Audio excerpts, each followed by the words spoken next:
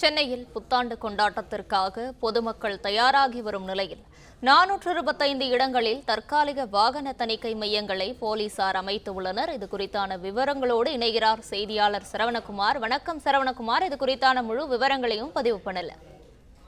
சென்னை பெருநகரம் புத்தாண்டு கொண்டாட்டத்திற்கு தயாராகி வரக்கூடிய நிலையில இந்த புத்தாண்டு கொண்டாட்டத்தில் எந்த விதமான விபத்துகளும் இல்லாமல் பாதுகாப்புடன் கொண்டாடுவதற்காக காவல்துறை பல்வேறு முன்னேற்பாடுகளை செய்திருக்கிறது.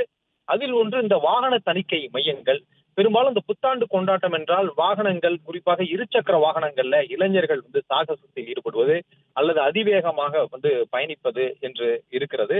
இது கொண்டாட்டத்தில் ஒரு வகையில் என்ன நினைத்துக் கொண்டு செய்யக்கூடிய இளைஞர்களால் விபத்து சம்பவம் நடக்கிறது. எனவே இந்த விபத்தில்லா கொண்டாட்டமாக இது இருக்க வேண்டும் என்பதற்காக இந்த வாகன தணிக்கை மையங்களை இந்த முறை நிறைய இடங்கள் அமைத்திருக்கிறார்கள். அதாவது 425 இடங்கள்ல சென்னை பெருநகரம் முழுவதும் அமைக்கப்பட்டிருக்கிறது.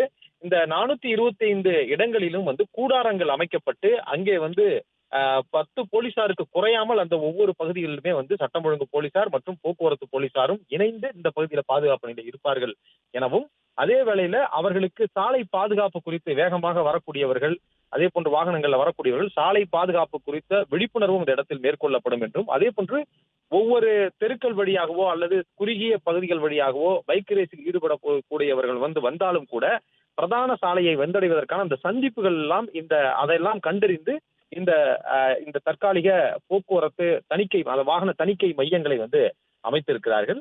மொத்தமாக காவல்துறையினர் 20,000 காவல்துறையினர் பாதுகாப்பு பணியில இன்றைய தினம் ஈடுபட இருக்கிறார்கள். இந்த வாகன தணிக்கை மையங்களிலும் இந்த அதிவேகமாக பயணிக்கக்கூடிய நபர்களையும் பிடிப்பதற்காக அங்க கூடுதலாக குழுக்களும் ஏற்பாடு செய்யப்பட்டிருப்பதாக காவல்துறை அதிகாரிகள் தெரிவித்துள்ளனர்.